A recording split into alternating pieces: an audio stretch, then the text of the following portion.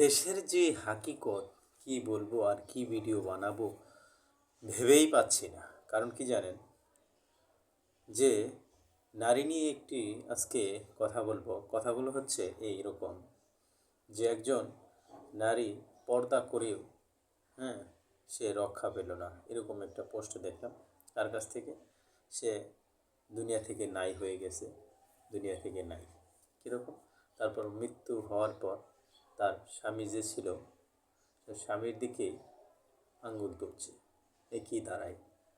পরকীয়া নাকি সুসাইড নাকি অন্য কিছু? কি হবে এই অশ্লীল নগ্নতার যুগে? একজন নারী যখন পর্দায় থেকে নিজের সবটুকু উজাড় করে দিয়ে ভালোবেসে একজন স্বামীর কাছে থাকে, সে তার কীরকম ভালো হতে পারে? তবে আল্লাহ তাআলাই ভালো জানে এটার কি বিহিত।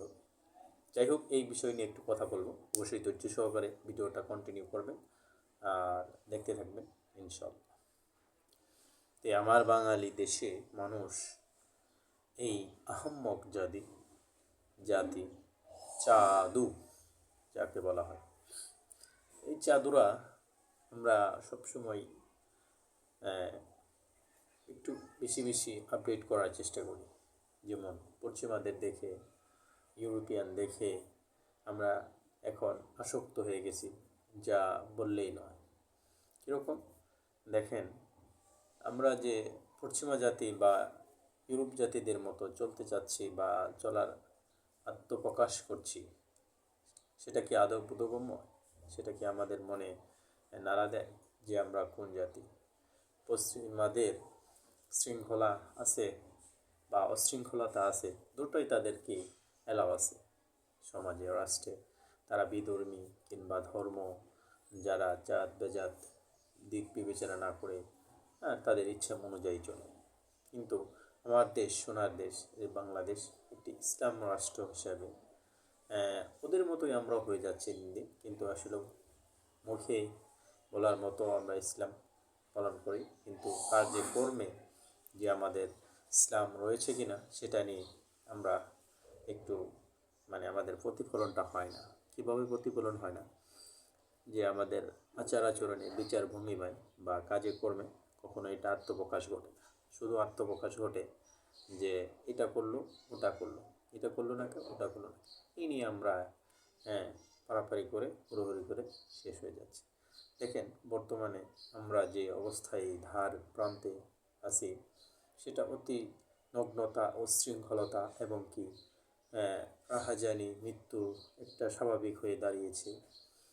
ছোট্ট ছোট কারণ নিয়ে মানুষ আজ ডিবেট সৃষ্টি করে নানান অকারেন্স করে ফেলছে।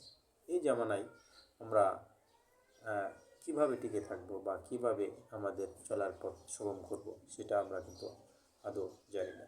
যদি আমরা যার ধর্ম থেকে ব্যক্তিগতভাবে সাজেস্ট করে ধর্মগুলো, যেগুলো ভালো কাজগুলো, সেই কাজগুলো সবসময় যদি করতাম। প্রতিটা ধর্মই ভালো কাজের দিকে ডাকে আমি মনে করি।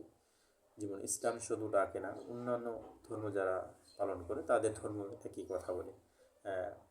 ইসলাম ধর্ম যেরকম কোনো অন্যায়কে প্রশ্রয় দেয় না, কোনো অন্যায়কে কাছে ডাকে না, অন্যান্য ধর্মাবলম্বীরা ঠিক একইভাবে আমি মনে করি। আমি একজন মুসলিম হিসাবে বলতে পারি, ইসলাম যেহেতু এটা সাজেস্ট করে না, অন্য ধর্ম এটা সাজেস্ট করে না, আমার দৃঢ় বিশ্বাস। তবে যাই হোক, অন্যদিকে মোড় ঘুরিয়েছিলাম কথাগুলো, যে আমার আহাম্মক জাতিরা এখন পশ্চিমাদের দেখে উদ্বুদ্ধ হয়ে নানান কুকর্মে লিপ্ত হয়ে থাকে।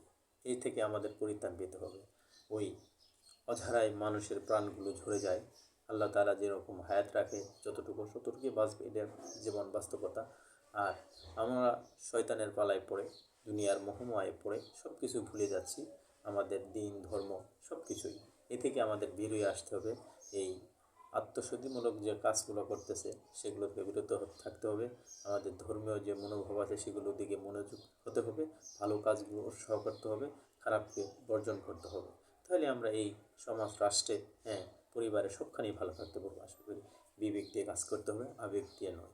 আবেগ দিয়ে দিন চলে না, বিবেক দিয়ে আপনাকে লড়াই করে যেতে হবে। কাজেই এ থেকে আমাদের শিক্ষা হবে না জানি, কারণ প্রতিনিয়তই বাংলাদেশে অ্যাভেলেবেল এরকম ঘটনা ঘটছে। আজও ঘটছে, কালও ঘটবে, আগামীতেও ঘটবে এবং কি করতেই থাকবে, এটাই বাস্তবতা। কিন্তু আমরা কবে আমাদের বিবেক বোধ নাড়া দেবে সেটাই আমার দেখার বিষয়। আহাম্মক জাতি জাদু যৌনতা। ভালো থাকবেন, সুস্থ থাকবেন, নেক্সট ভিডিওর জন্য অপেক্ষা করবেন। আসসালামু আলাইকুম।